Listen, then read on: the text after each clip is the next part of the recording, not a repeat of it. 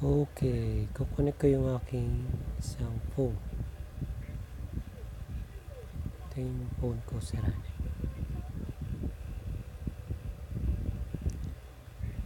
Bali, tatry ko muna yung hotspot.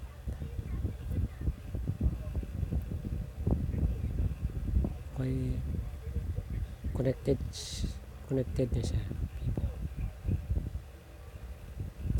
Then, try ko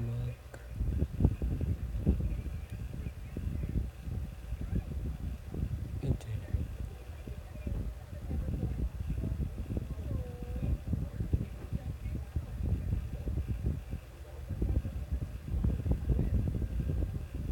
Walang mobile data yun, naka-off.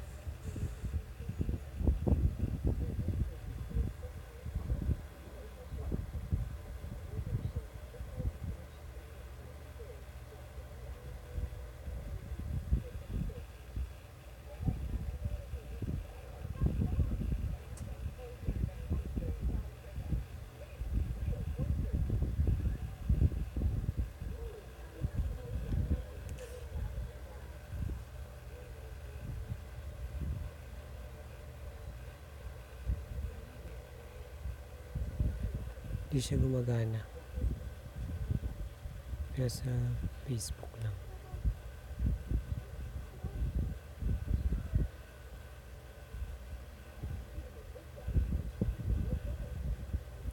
Facebook. Okay, ilalagin ko itong aking VPN dito.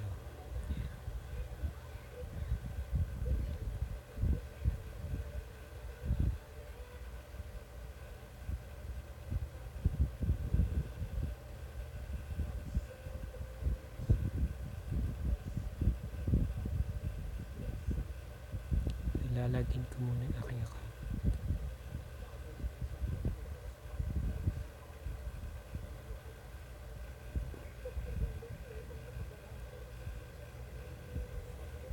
Okay, ito yung aking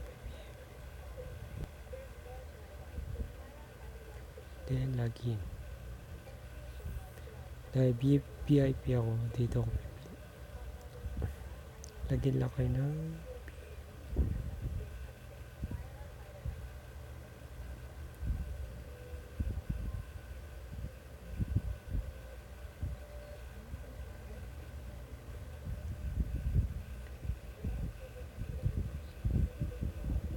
SUN TU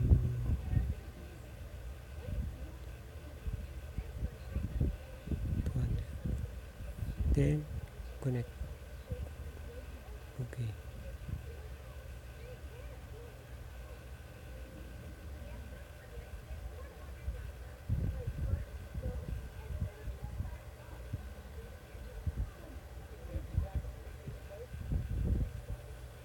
Waiting for server.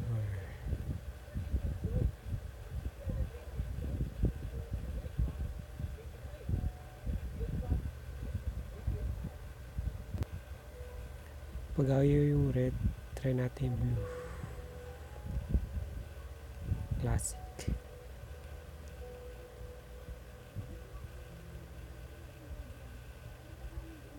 Tapos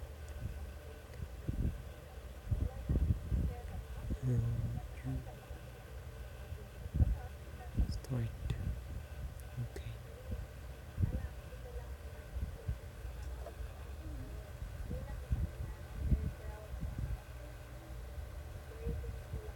Okay, connected na siya. Try natin yung Google.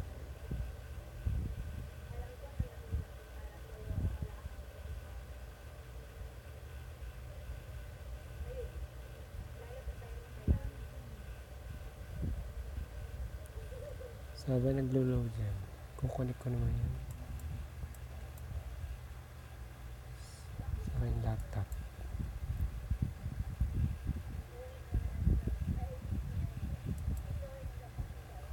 Open. Ito, Vivo. Connect. Tapos ito yung apps.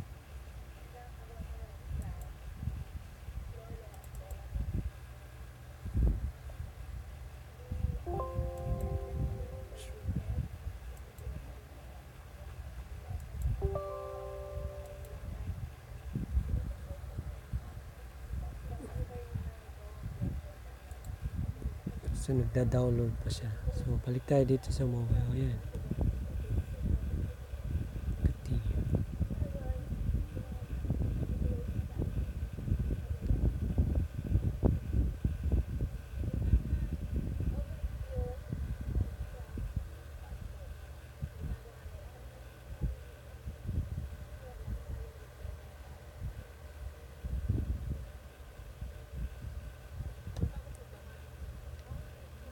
Kailangan ko pa mag-update.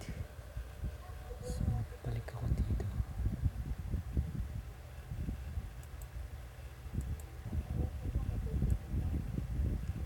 Ginagamit ko dito ay Italy. Connect.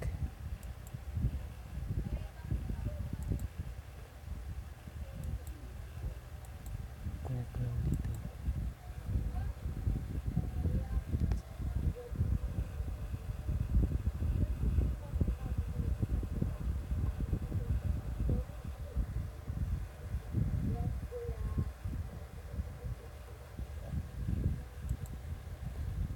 Ayun, connected na siya.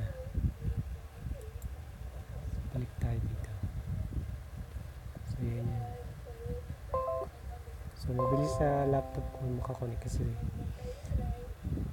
kinokonek ko naman siya dati pa.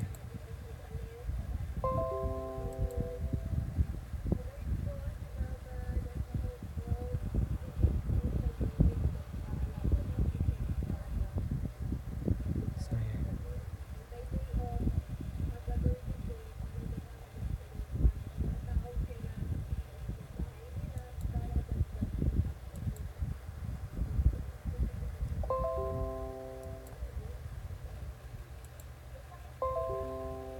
I'm extending the Cyber Monday and the Black Friday offer. Just click here. This went so insanely well and so many people were helped that I'm going to extend this offer. But you're not going to have to pay $2,800. How many streams of income do you have? This is a question for you. And I want you to compare it. The average self-made millionaire or billionaire, how many streams of income do they have? Average millionaire has 3 to 7 different streams of income. The average person who's broke has 1 or maybe 2 sources of income if they have an extra job. So what's wrong with modern society? Easy.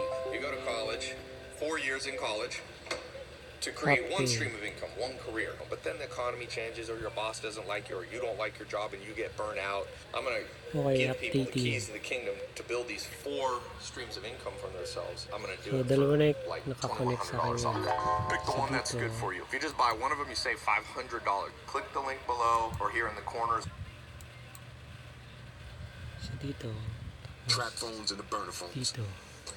Overall, build quality, excellent. Super thin. I know I'm being a hype beast, but I don't care. Super thin, super lightweight. That's why I'm trying to wrap this video up, because I'm dropping this right in my travel bag. This is my go-to laptop right here. I'm not going to kill it with a whole bunch of stickers and all that. Let's see how this looks, combination status. Now look, you go to Starbucks, you're going to have all the douchebags in there with the Apple phones. Let's see how this looks as a combination. Let me grab a...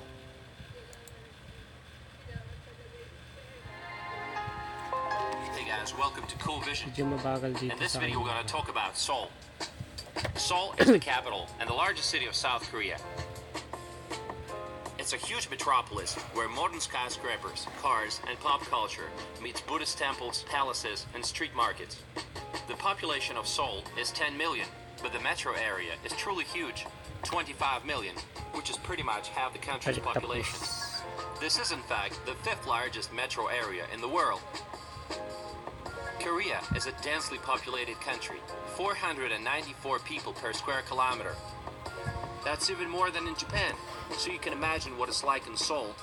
The population density here is almost twice that of New York City and 8 times that of Rome, Italy. Good luck trying to get out of the city by car. You'll feel like it's never gonna happen. The moment you think the city is over, you'll see another busy neighborhood with sky rises. Seoul has a humid continental climate bordering a humid subtropical climate. Winters in Seoul can be cold. The influence of the Siberian high leads to significantly colder weather temperatures than would be expected at this latitude, which is the same as the south of Turkey, Spain, and Greece. Summers are generally hot and humid, with the East Asian monsoon taking place from June till Inaayos September. ko pa itong isa. Today, Seoul is considered a leading and rising global city, resulting from a South Korean economic boom called the Miracle on the Han River, which transformed it to the fourth largest metropolitan economy after Tokyo, New York City, and Los Angeles, with a GDP of 845 billion. Major manufacturers headquartered in the city include Samsung, LG, Hyundai, Kia, and SK. In 2010, Seoul was after taxes. Salaries have been on a steady growth for the last 20 years. Auto manufacturers Hyundai and Kia dominate the domestic car market, and their share is 77%. And if you look at the new car models, like the N series from Hyundai and Kia Stinger, you'll see that Koreans have learned to make fun-to-drive cars as well. Samsung Corporation has been trying to get into the auto business for a long time, now partnering with the French car manufacturer, Renault. The model that you see right now is SM6. The public transportation system in Seoul is fast, safe, clean, and very affordable, and there is little need to own a car.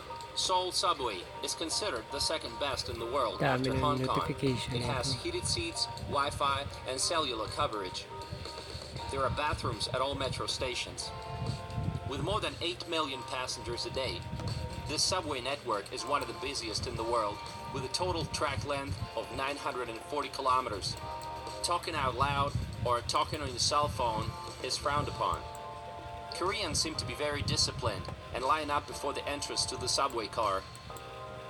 Seoul subway is closely integrated with the country's railroad network, one of the fastest in the world. There are about 200 bus routes. Some of the city's buses use dedicated lanes. Taxis are a huge temptation. It seems like every 10th car is a cab. You can travel for 30 minutes and spend just about $12, so they are pretty affordable. Incheon International Airport, which serves Seoul and other nearby cities, has regularly been called the best airport in the world. In 2015, Seoul introduced the first bicycle sharing system. The city of Seoul is divided into 25 administrative districts. Due to its geography and economic development policies, Seoul is a very polycentric city. Let's explore some of its cool neighborhoods. This is another one. Let's start with the area that used to be the old capital, Junno District, and this one. Fast forward natin.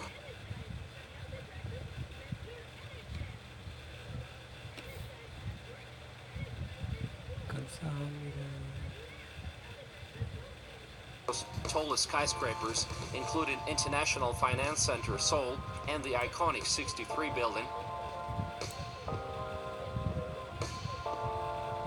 The economic center of the city is Gangnam, south of the Han River. You may be familiar with Gangnam. Tokyo. Let's go to Tokyo.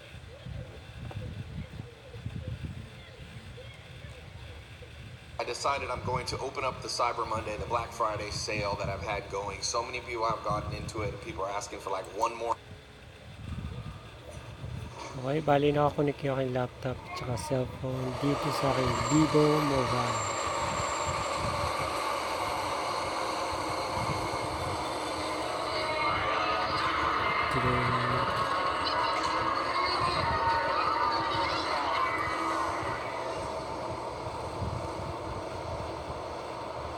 It's happy. About this. Kita na po.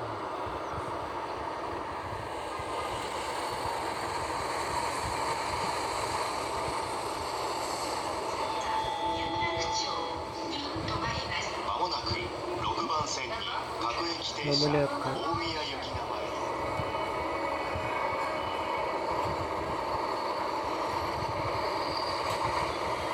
Later.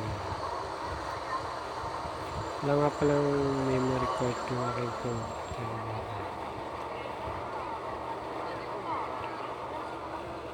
Itong aking mobile phone is walang memory card.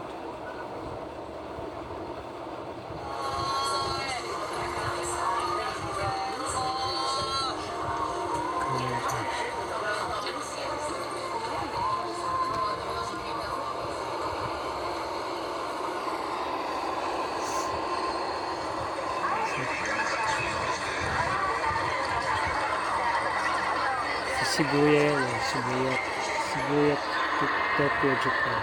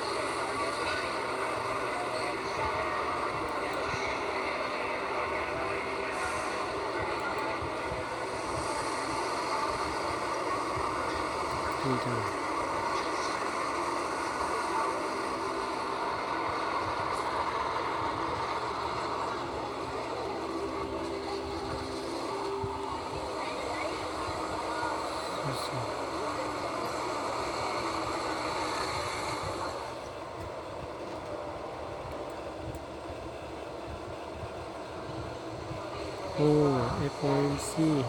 Okay. Meron message pa.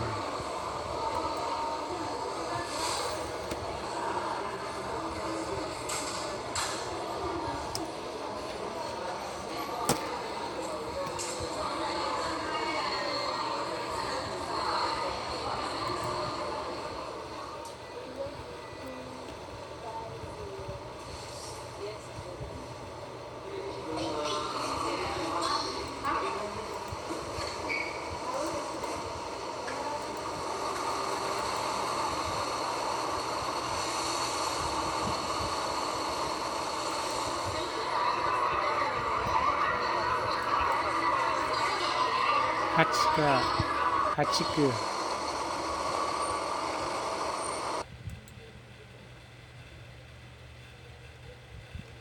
Live TV.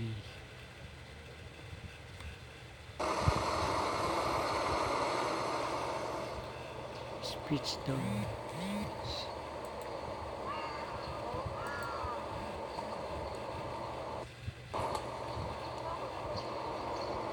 Tokyo Town.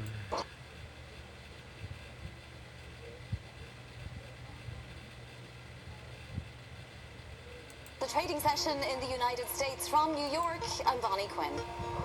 And from London, I'm Guy Johnson. Welcome to Bloomberg Markets.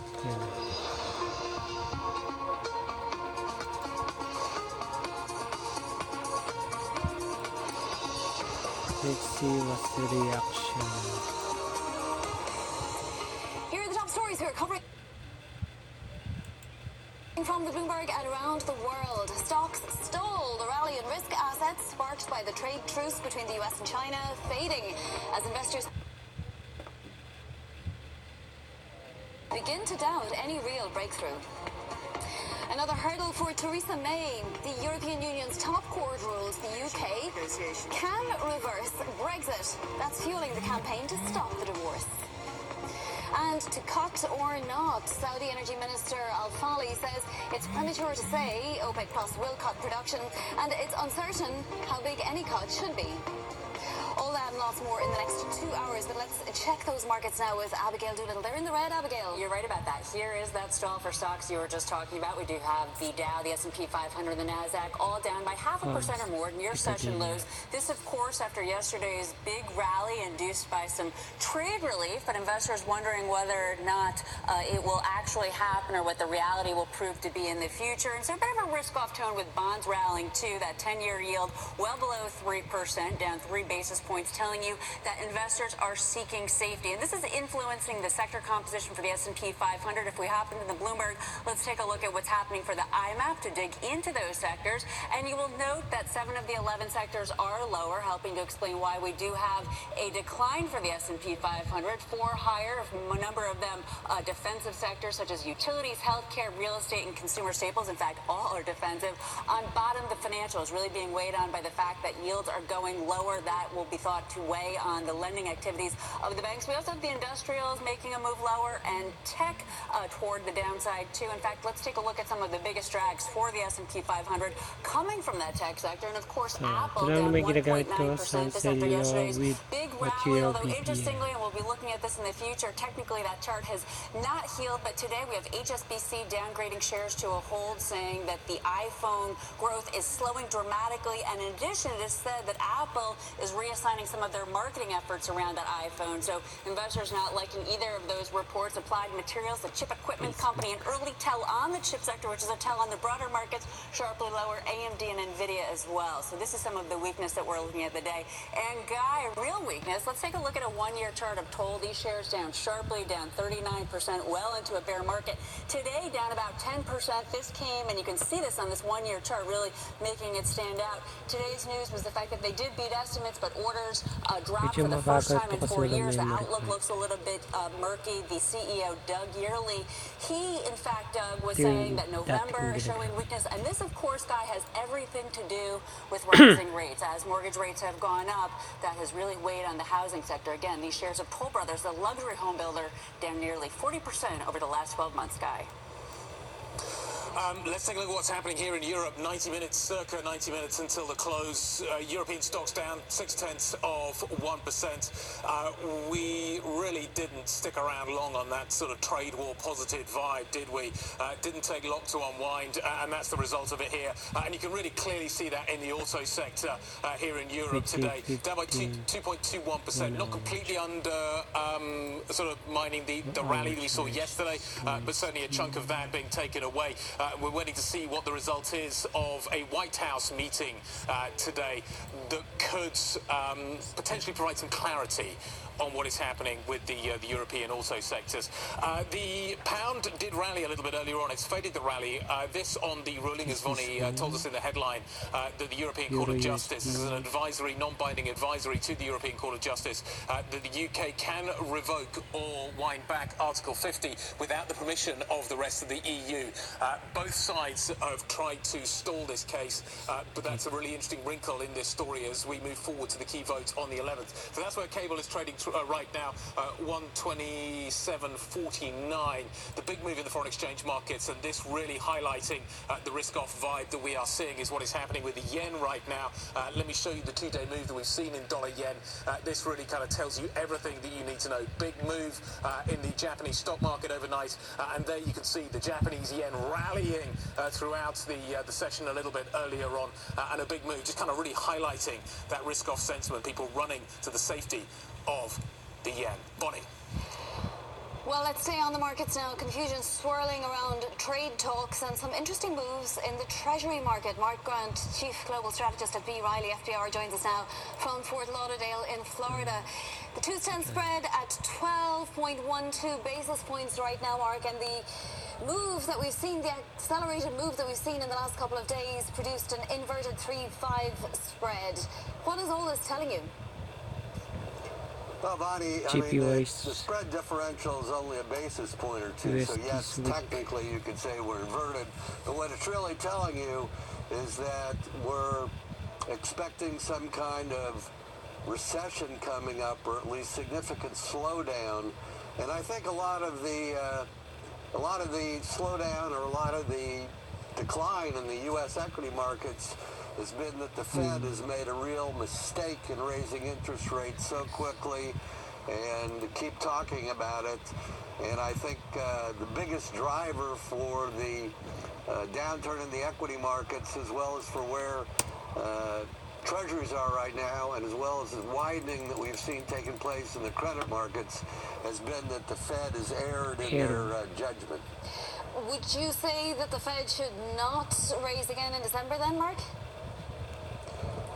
It's unclear to me what they're going to do in December. Certainly, we've recently heard Governor Harker and Governor Kashkari say that we should slow down or stop raising rates for a while, whether that carries... It's a toss-up as to which one you believe. Which one would you focus on, front end or further down the duration story? So ito yung ginagamit ko. I look mostly at the front end through the 10-year. The long bond operates in its own space, having to do mostly with what some very large money managers and some very big insurance companies are doing or looking to do in terms of absolute yield. So you've got to kind of put the 30-year bond in its own space and look at the short and intermediate term in terms of forecasting what the U.S. economy is going to look like coming up. Connected ako. Mark, are you surprised that the rally we saw Monday didn't last Nakakunik ako longer dito sa aking Vivo in account. stocks? Vivo Mobile. No, I think there was a lot of hope, about the negotiations between China and the United States in terms of the tariffs. I think eventually they're going to work out something. But what you really have, guys, is a Game of Thrones, if you will. You have the United States, it's been the leading economy of the world for decades, and China's trying to compete. What's not said often, and what you need to think about, is the American economy is 21 trillion, the Chinese economy is only 13 trillion, so the U.S. economy is substantially larger than China's, and sometimes I think that's overlooked. Mark, explain why you think the Fed is moving too fast here with an unemployment rate at 3.7% and the market looking for another 200,000 jobs created when we get those numbers Friday. Certainly, Bonnie. The Fed talks, a number of the governors talk about normalcy. There, in my opinion, has been no normalcy in 10 years since the Lehman Brothers bankruptcy in 2008 and 2009 and the beginning of the fiscal crisis. If you take the four leading banks, the Chinese Central Bank, Japanese, the ECB, and the United States, they created, if you will, an economy or a free cash flow. It was $21 trillion. It's the same size as the economy of the whole United States, but the difference is there are no liabilities to what they created.